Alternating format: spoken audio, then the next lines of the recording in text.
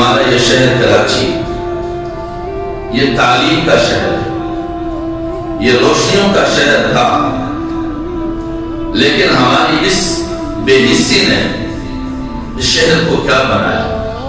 ایک زمانہ تھا یہ شہر کسب خانہ بنا تھا، یہ شہر لہولہان تھا۔ اس شخص نے ہر ماہ اپنے بیٹے کے لاش پر ماتم کرنا تھی۔ یہاں پر ہر باپ اپنے بیٹے کے لیے پریشان تھا، یہاں ہر زندگی غیر محفوظ تھی۔ پھر وہ حالات عارضی طور پر بدلے اور ہم نے سمجھا کہ یہ مستقل بدل گئے، لیکن نہ وہ حالات بدلے تھے اور نہ بدل چکے ہیں۔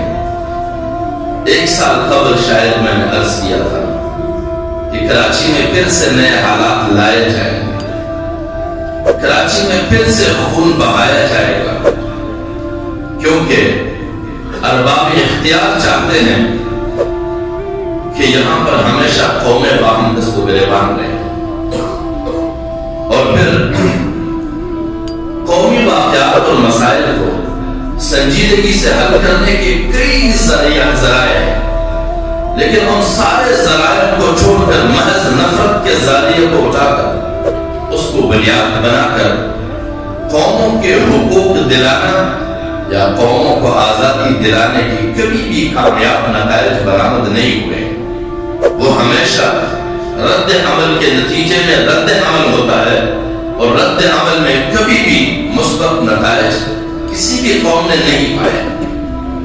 لہذا آج پھر اسی جانب کراچی اور سندھ کے دیگر حکمران طبقے کو باہم دست و گریبان کیا جا رہا ہے، اور اسی جانب قوم کو لگایا جا رہا ہے۔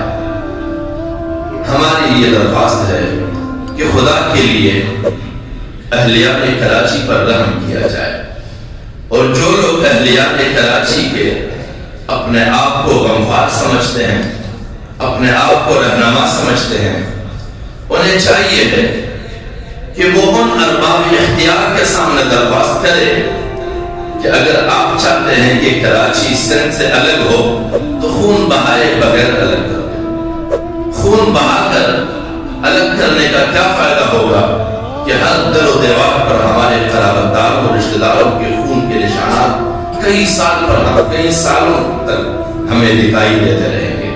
لہذا کراچی کو الگ کرنے کے کئی سارے سنجیدہ راہیں ہیں۔ خون بہا کر، لاشیں بچھا کر، اپنے آپ کے لیے علامتیں بنا کر پھر الگ کرنا، یہ میرے خیال سے انسانیت کی ترقی کے لیے تقسیم کا راستہ نہیں، بلکہ انسانیت کی خون کے لیے علیحدگی کا راستہ ہوگا۔